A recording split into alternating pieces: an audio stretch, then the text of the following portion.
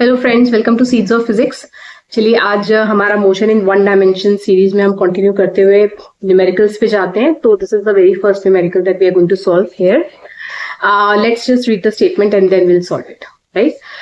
देखिए स्टेटमेंट में क्या है, a body rises vertically up to a height of 125 meters in 5 seconds and then comes back at the point of projection. This much information is given to you. ठीक है, अब इस information को use करके आपने क्या इवेल्युएट करना है? You have to find the total distance which is travelled by the body, you have to find the total displacement, you have to find average velocity and the average speed. One thing I would like to suggest you कि अगर आप ये मेरा video देख रहे हैं numerical वाला and you're trying to follow it, तो इससे पहले जिन वीडियोस में मैंने एक्सप्लेन किया है about average velocity, average speed, I mean speed और वेलोसिटी का जहां पर भी इलेबोरेट मैंने वीडियो बनाया है, डिस्क्रिप्शन दिया है, वो आप एक बार वीडियो जरूर देख लीजिए, क्योंकि वो देखने के बाद it will be easy for you to get hold of this concept, right. देखिए इसमें सबसे पहले क्या है कि जो बॉडी है, it is told that it is rising vertically up. Naturally, if you are throwing an object in the upward direction, you are projecting it in the upward direction. After attaining a certain height, it will tend to get back because of the force of gravity, which is exerted on any object from the side of Earth, right? तो वो हमारा जो object है, suppose ये आपका point of projection है, एक certain height पे जाने के बाद it will tend to get back by itself. I mean you throw it and then after reaching a certain height it is coming back to the same point. तो ये कहा गया है कि ये जो हाइट है, this height is given as 125 meters and it is reaching this height in 5 seconds. It is reaching this height in 5 seconds. तो फर्स्ट पार्ट में आपने निकालना है what is the total distance travelled. अब आपके पास ये जो पॉइंट है, from where the journey of this object began, इस पॉइंट से लेकर जब ऑब्जेक्ट 125 मीटर तक गया और वहां से वापस आया तो उसका पूरा जर्नी कंप्लीट हुआ. तो यहां से यहां तक उसने टोटल कितना डिस्टेंस ट्रेवल किया है वो आपको पार्ट 1 में निकालना है. तो इट्स वेरी सिंपल. आपके पास पार्ट 1 क्या होगा? 125 meters of distance the object is traveling when it is moving in one particular direction. That means when it is going up. तो उतना ही डिस्टेंस वो ट्रेवल कर लेगा ऑन इट्स वे बैक. जब वो वापस आ रहा है तो सेम डिस्टेंस ट्रेवल करेगा. तो आपके पास पार्ट 1 का answer will be simply 125 meters plus 125 meters, that is equal to 250 meters. So your object is in totality traveling a distance of 250 meters, right? उसके बाद आपने निकालना है displacement. Displacement, if you can recall what is displacement? Displacement is the difference between the final and the initial position of the object, or you can say that this is the shortest distance traveled by the object. So that means आपके पास जो initial position है वो है आपका starting point, और final position क्या है ऑब्जेक्ट की, वो भी आपका स्टार्टिंग पॉइंट ही है, because when it goes up it comes back to the starting point. तो इसका मतलब आपके पास जो difference between the initial and final position है वो कुछ भी नहीं है, that is zero, right, because the object is finally coming back to the starting point. तो इसका मतलब जो आपका पार्ट 2 है उसका आंसर आएगा आपका 0. फिर आपने निकालना है in your part 3, you are supposed to calculate the average velocity. अब एवरेज वेलोसिटी क्या होती है? Let's see what is average velocity. Average velocity is equal to displacement upon the total time. So this is displacement by time. This is displacement by time. तो अब क्योंकि हमारा displacement zero है, तो हमारी एवरेज वेलोसिटी जो आएगी वो क्या आएगी? 0 आएगी, 0 meter per second. So your average velocity comes out to be 0 because your displacement was 0. Last part जो हमें इवेल्युएट करना है that is the average speed. Average speed कैसे निकाल सकते हैं हम? Very easy. एवरेज स्पीड जो आपकी निकलेगी that will be the total distance upon total time. The total distance upon total time, this is how we find the average velocity. Average speed, velocity we have already found out, this is average speed. So average speed is equal to total distance upon total time. तो अभी total distance कितना travel हो गया? देखिए जो हमारा displacement था वो तो 0 था, because displacement is the difference between the initial and the final position. पर डिस्टेंस क्या होता है? Distance is the total length of the path which is travelled by the object. तो डिस्टेंस हमारा क्या है?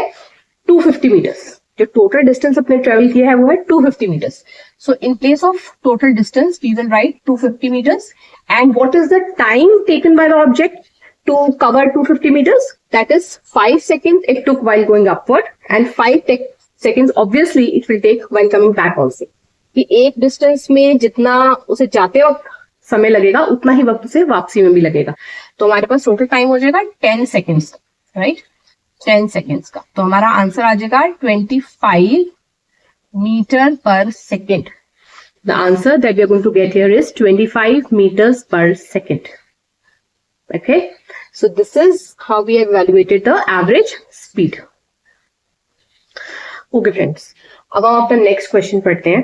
ठीक है, नेक्स्ट क्वेश्चन में क्या है? A pebble is thrown vertically upward. ये भी वर्टिकली अपवर्ड का ही क्वेश्चन है बाई चांस। तो it is thrown vertically upward with an initial velocity of 50 metre per second. That means जब आप उसको थ्रो कर रहे हैं तो इनिशियली आपके थ्रो के वजह से कुछ ना कुछ वेलोसिटी उसको इम्पार्ट हो जाएगा। So that velocity is given as 50 metre per second. Obviously if it is going up again it will come to a rest by itself. उसमें कोई एफर्ट नहीं है, अपने आप से वो रेस्ट पे आ जाएगी। So it comes to a rest in 5 seconds. Find the retardation. इसमें the journey backward towards the surface of earth उसके बारे में जिक्र नहीं किया गया है। इसमें सिर्फ वन वे जर्नी के बारे में बताया गया है कि हमारे पास एक पेबल है which is the object, and that object is thrown vertically in the upward direction. और जब हम उसको थ्रो करते हैं इनिशियली तो वो 50 मीटर पर सेकेंड की स्पीड से जाता है। I mean that is the initial speed of the object which is being thrown, and finally it has to come to rest. We all know this thing. So it comes to rest and the time it takes for coming to rest is 5 seconds, right? So you have to find the retardation.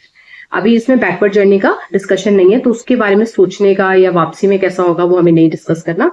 तो हमारे पास सिर्फ one way journey का discussion किया हुआ है यहाँ पर। तो वन वे जर्नी के डिस्कशन में suppose this is your object which is going in the upward direction where it is projected.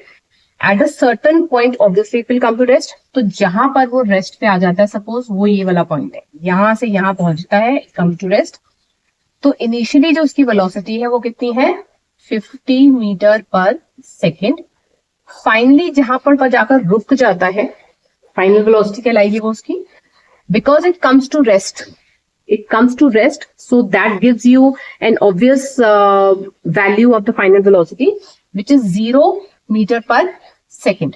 और यहां से यहां जो वेलोसिटी का ट्रांजिशन है, इसको होने में जो समय लगता है वो हमारा है कितना दिया हुआ है? 5 seconds। तो हमें निकालना है रिटार्डेशन। रिटार्डेशन मतलब रिटार्डेशन क्या होता है? This is the rate at which the velocity is decreasing. तो हमारा जो वेलोसिटी है वो किस रेट पर, ऑब्वियसली जब भी कोई ऑब्जेक्ट हमारा अर्थ के सरफेस से दूर जाएगा, उसको अर्थ के सरफेस से दूर प्रोजेक्ट कर दिया जाएगा, तो उसकी वेलोसिटी धीरे धीरे कम होती जाएगी। This is something we know already. तो अब हमने निकालना है रिटार्डेशन। रिटार्डेशन इस केस में मतलब जो आपका एक्सेलरेशन है एक तरह से वो निकालना है, लेकिन उसको यहाँ रिटार्डेशन इसलिए कहा गया है because the velocity here is decreasing with time. We all know that what is acceleration? It is the rate of change of velocity. That means how much change in the velocity is coming in 1 second. तो यहां पर जो nature of change है वो decrement है।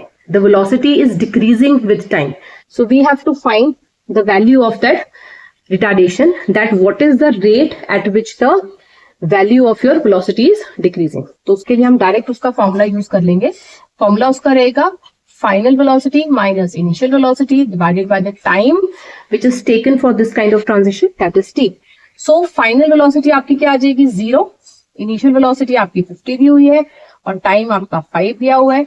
So this gives you -50/5। So this comes out to be -10 meter per second square. -10 meter per second square.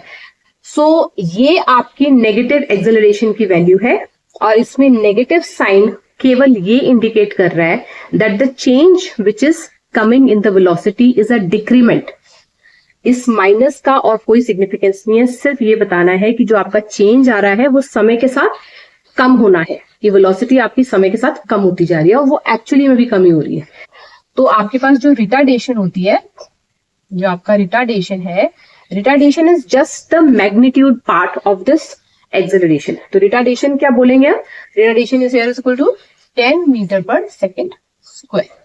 आपका negative acceleration है -10 पर मीटर स्क्वायर, लेकिन उसका जो मैग्नीट्यूड पार्ट है जिसको हम रिटार्डेशन कहते हैं, वो आपका आएगा 10 मीटर पर सेकेंड स्क्वायर।